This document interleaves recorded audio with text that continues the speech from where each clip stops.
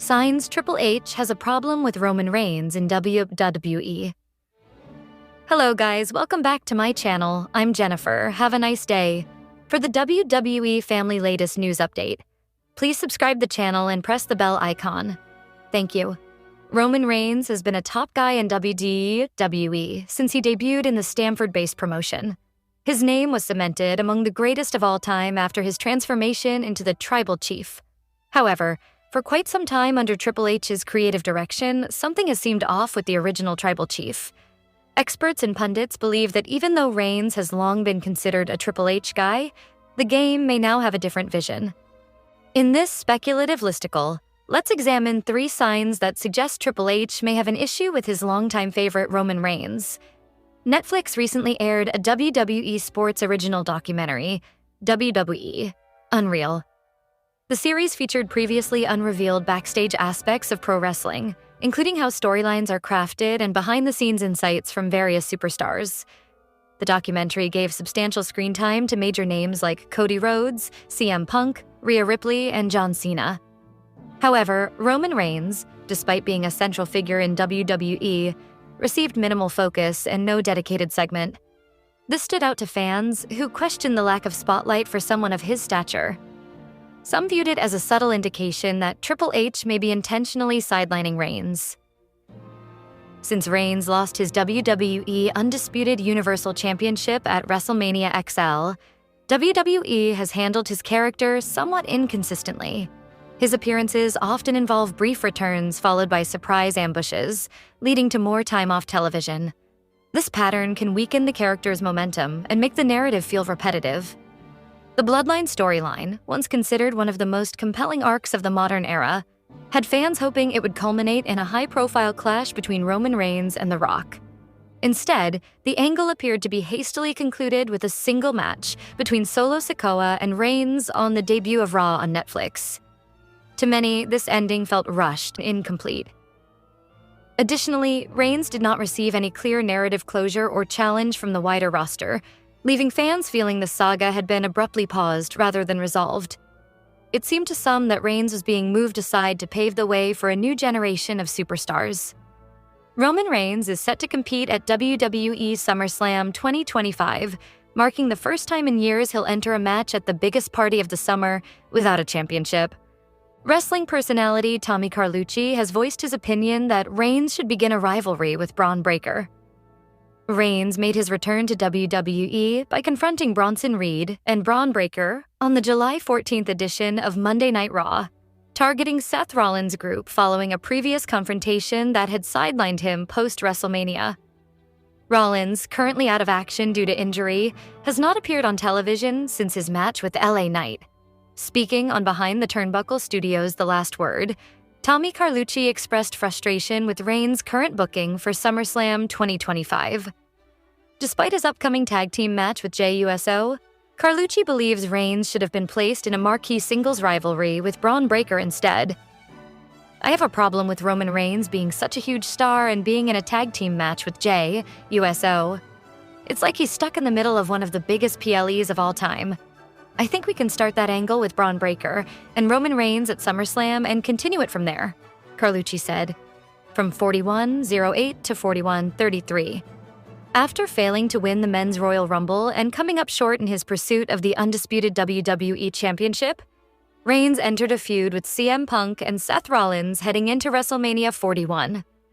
Unfortunately, he was betrayed by Paul Heyman, who later aligned with Rollins. Following a period of absence, Reigns returned to Raw and reignited conflict with Rollins' faction.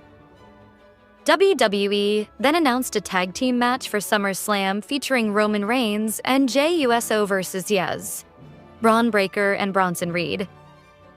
According to the Wrestling Observer newsletter, W1, Reigns was originally slated for a one-on-one match with Breaker at the 2-night SummerSlam event. However, plans changed, and a tag match was booked instead. That said, the singles bout may still happen in the near future. Main event. Jey Uso is all set to team up with the OTC. Roman Reigns to take on the team of Braun Breaker and Bronson Reed, who will be confronted by Paul Heyman. The match was set up following Reigns' return as he looks to settle the score with Heyman for turning on him at WrestleMania 41. The two teams will face off on the first night of the 2025 edition of SummerSlam, which is scheduled to take place over 2 nights, Saturday, August 2nd, and Sunday, August 3rd, 2025. The event will be held live from MetLife Stadium in East Rutherford, New Jersey, USA. While tensions between the two teams have been escalating, and Jay accepted the opportunity to team with Reigns against Breakker and Reed, many fans are predicting a potential heel turn for him at the premium live event. On the Go Home episode of Monday Night Raw, Paul Heyman, in a segment with Jay USO, attempted to manipulate him emotionally, reminding him how Roman had treated him in the past and never apologized. Heyman also brought up how Reigns chose Solo Sikoa as his successor to be the next tribal chief, bypassing Jay. Heyman expressed his admiration for Jay and invited him to join forces. Jay, however, rejected the offer, stating that the bloodline still runs in his veins. During the final moments of the show, Jay was in a singles match against Reed when he was ambushed by Braun Breaker, causing the match to end abruptly. Reigns attempted to intervene, but Breakker and Reed overwhelmed both men, ending the show on a dramatic note. WWE may use this storyline, along with Jay's complicated history with Reigns, to shift him into a villainous role by aligning him with Heyman's faction. This narrative would be fitting, especially with Seth Rollins sidelined due to injury. Some fans online have speculated that if Jay is not getting a rematch against Gunther for the world title and isn't positioned as a top babyface, a heel turn could deliver a major surprise at the event. Jay has even mentioned during an interview on the Ringer Wrestling Show in April that he'd like to have one more heel run after the Yeet era ends. While the era isn't over just yet, fans feel Jay would excel once again as a villain. Others suggested that if Cody Rhodes turns heel at SummerSlam, Jay could step into the role of the top babyface in WWE.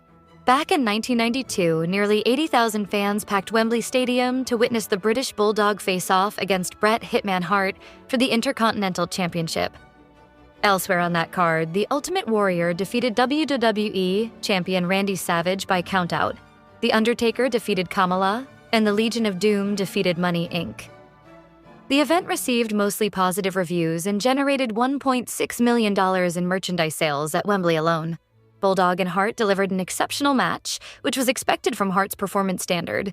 However, it's worth noting that Bulldog was reportedly not in peak condition during the match, which presented challenges that Hart had to work around. Despite this, the match turned out well, though WWE reportedly saw Bulldog as unreliable and released him later that year. More recently, Cody Rhodes defended the undisputed WWE Universal Championship against Solo Sikoa in a Bloodline Rules match. During the bout, Sikoa received assistance from stablemates Tama Tonga and Tonga Loa, prompting Kevin Owens and Randy Orton to even the odds. Just as Rhodes seemed poised to win, he was unexpectedly attacked by Jacob Fatu. With both competitors down, Roman Reigns made his surprise return. Absent since WrestleMania XL, Reigns returned to confront Sikoa, who had since declared himself the new tribal chief. Other major matches from the show included Liv Morgan defeating Rhea Ripley to become Women's World Champion, Louisiana Knight capturing the U.S. Championship from Logan Paul, and Drew McIntyre scoring a win over CM Punk with Seth Rollins as special guest referee. SummerSlam 2020, despite being held without a live audience and billed as behind closed doors, is remembered primarily for Roman Reigns' return. His surprise comeback, attacking Braun Strowman and Bray Wyatt, ushered in the Tribal Chief era, one of the most acclaimed storylines in WWE history. Oddly enough, the lowest attended SummerSlam ever is considered one of the greatest. Though under 15,000 attended, the event delivered an incredible card and memorable moments. Held in a smaller venue, it still sold out, leading many to believe it would have done the same in a much larger arena like Madison Square Garden. Matches from that night included Kurt Angle vs. Rey Mysterio, Chris Jericho vs. Ric Flair, Chris Benoit vs. Rob Van Dam, Edge vs. Eddie Guerrero, and Shawn Michaels vs. Triple H in an unsanctioned match. The event concluded with Brock Lesnar defeating The Rock to become undisputed WWE champion. Netflix finally released the much-awaited documentary, WE Unreal, on July 29, 2025. The 5-episode series shows behind-the-scenes scenarios that led to some of the biggest surprises and twists on the road to WrestleMania 41. One of the most surprising things to come out of the series is the booking situation surrounding WWE legend CM Punk. The straight-edge superstar, who missed WrestleMania 40 due to injury, had major plans lined up for WrestleMania 41. However, several of those creative ideas were eventually scrapped. In this listicle, we'll reveal 3 shocking plans WWE canceled for CM Punk this year.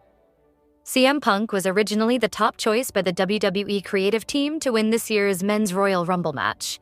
However, Jey Uso was added into the picture, and Punk lost his opportunity. On episode 4 of WWE, Unreal, Triple H, during a meeting at WWE headquarters in Stamford, Connecticut, asked the writers who should win the Royal Rumble. Most of the writers backed CM Punk. Some even floated John Cena.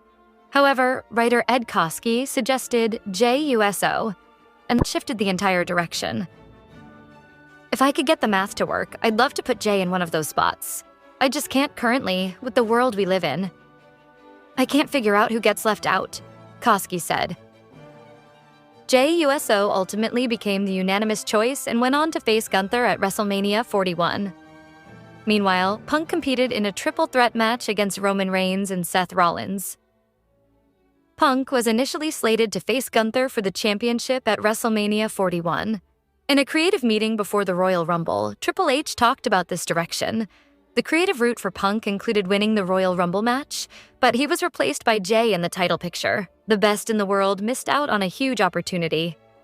Another major revelation in the WWE Unreal documentary is that Punk was also the first pick of Triple H and Michael Hayes to win the triple threat match on night 1 of WrestleMania 41 against Roman Reigns and Seth Rollins. I am of the opinion that Punk should go over at WrestleMania. Is Paul Heyman going to betray Punk? Like he's in his corner but still trying to manage Roman? Punk should win, and not only win, but Heyman turns on him. Doesn't work. Punk overcomes Paul, beats either Roman or Seth, whatever he's going to do. Punk survives, and not only survives, but thrives, Triple H said. Despite this, Punk didn't end up being the final choice, as Ed Koskey disagreed with that direction for the show's climax. I just hate the finish at Mania. Punk winning is great, but Heyman siding with Seth and revealing he's been aligned with him the whole time feels more shocking. Seth going over feels like the better story to me. Roman and Punk have been tied together for so long that separating them at WrestleMania feels like a big deal, Koskey said. In a separate interview, Triple H said sometimes the most logical storyline becomes too predictable, and it's necessary to pivot. Punk winning at WrestleMania felt obvious, so the team instead went with Rollins aligning with Heyman to create a more unexpected outcome. Punk versus Gunther is now finally happening at SummerSlam. Fans are eager to see if the best in the world can finally capture the gold. The 38th annual SummerSlam, WWE's second biggest event of the year, will take place at MetLife Stadium, home of the New York Jets and Giants, on August 2nd and 3. This year's card features the highly anticipated WrestleMania rematch between WWE Undisputed Champion John Cena and former champion and 2025 King of the Ring Cody Rhodes. After a months-long absence, Rhodes is back and aiming to reclaim the top spot in WWE. Meanwhile, music star Jelly Roll. Yes, that Jelly Roll will team with Randy Orton to face Logan Paul and Drew McIntyre. The crossover appeal of Jelly Roll in a WWE ring is sure to draw in even casual viewers. CM Punk will look to capture his first WWE title since leaving All Elite Wrestling in 2023 as he challenges Gunther for the World Heavyweight Championship. Naomi will defend her title against Rhea Ripley and Io Sky in what promises to be a high-stakes triple threat match. On the SmackDown side, Jade Cargill looks to end Tiffy time and dethrone the current WWE Women's Champion, Tiffany Stratton. In a WrestleMania 41 rematch, Cody Rhodes challenges John Cena for the WWE Championship. Cena, currently in the middle of a historic 17th world title reign, continues to stir controversy with his villainous persona. Ashley, I'm going to be real, this John Cena heel turn hasn't clicked for me. Outside of the stuff with CM Punk before their match in Saudi Arabia, It's been underwhelming. Cena needs to drop the title soon and begin a redemption arc before his final match in December. Cody Rhodes' previous title reign felt flat to me. I didn't dislike their WrestleMania match, minus the Travis Scott cameo, but I'm not hyped for this rematch either. I believe Cena will lose the title here, but his road back to redemption is unclear. Hopefully, Rhodes gets a more impactful reign this time. CM Punk earned his title shot after winning a gauntlet match at Legacy Arena in Birmingham with a bit of help from Roman Reigns. Gunther is coming off a career-making win over Goldberg at Saturday night's main event, but Punk is determined to reignite another Summer of Punk. Ashley. This is going to be fun. These two have worked together in dark matches to build chemistry, and now it's all leading here. Punk needs a major win to maintain his credibility as the best in the world. And with Rollins still holding the Money in the Bank briefcase, a cash-in twist could be epic. Anytime Gunther steps into the ring, you know it's going to be solid, and with Punk added in, that excitement only grows. It's a toss-up, but I'd love to see Punk leave with the championship at WWE's biggest summer event.